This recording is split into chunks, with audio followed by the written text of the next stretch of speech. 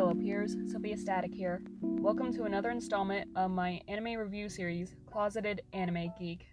This is my third edition to my inputs on Netflix's adaptation of Komi Can't Communicate. Really quick recap. Tadano is the average Joe who decides to help the popular girl with severe social anxiety make a total of 100 friends. In this episode, we meet a nervous girl with stage fright, Agari Himiko. If anyone looks at her, she becomes anxious. She has a tendency to mess up words, make random sounds, and shout her words so everyone can hear her so she can avoid trying to repeat herself. One day, while in the library, Agari catches Komi staring at her and she doesn't know what to do. She believes that she wronged Komi in some way, but that's far from true. Komi just wants to make a new friend. Since both girls struggle with their own forms of anxiety, they can't simply solve the issue by talking it out. It even gets to the point where Agari takes on a simple but very nerve-wracking public responsibility to avoid Komi. Like most of the students at this high school, Agari doesn't suspect that Komi has anxiety. She just believes that Komi is a dignified and brooding person. This episode also has short segments that add on to the main plot or put the characters, mostly Komi, in brief but challenging situations. But rather than spoiling each segment, I'm just focusing on the main plot. I gotta leave you guys with something to experience on your own time. I really like how they introduced another character with her own form of social anxiety.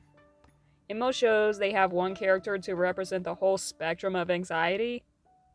Having multiple characters with anxiety effectively highlights how it's different for everyone.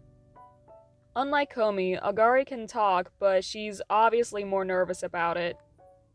She is more of what Komi is like on the inside, and Komi's outward appearance is Agari's ideal. Also, I like this simple character design. But admittedly, I first thought she looked like a My Hero Academia pro tag, but I think she looks distinct enough in a school full of unique students.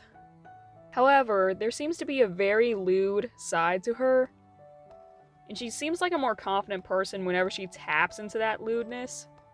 Another way to fetishize a character? An unexplored way Agari can manage her anxiety? Both? I don't know. Anyways, besides the lewdness, I can't wait to see more of her. Also in this episode, it's really nice to see Komi gain such a support group to help her, but not baby her. Najimi is more or less the info broker, friend matchmaker, scouting out who's the most likely to befriend Komi the easiest. And Tadano is the mediator, ready to step in when necessary. Najimi and Tadano push her to actively make new friends, but they won't berate her if she slips up.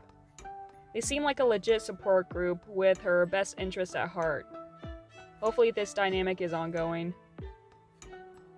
I feel like if Agari and Komi were to befriend each other, they'd have a mutually beneficial support system. They'd realize that they are not alone when it comes to having anxiety, and that they'd understand each other's struggles the best. And maybe along the way, they can help each other manage through their specific forms of anxiety. Overall, this was a cute, wholesome, and beneficial episode, not only for the viewer, but for the characters as well. It simply goes to show you that you don't always know what others are going through, even the gods amongst men. Thank you for watching. If you enjoyed this, be sure to like and subscribe. What are your thoughts on having multiple characters represent a spectrum of something? Is it good to have multiple characters or one singular character? Let me know in the comments below. Until next time, stay safe and stay empathetic, my fellow peers. Bye!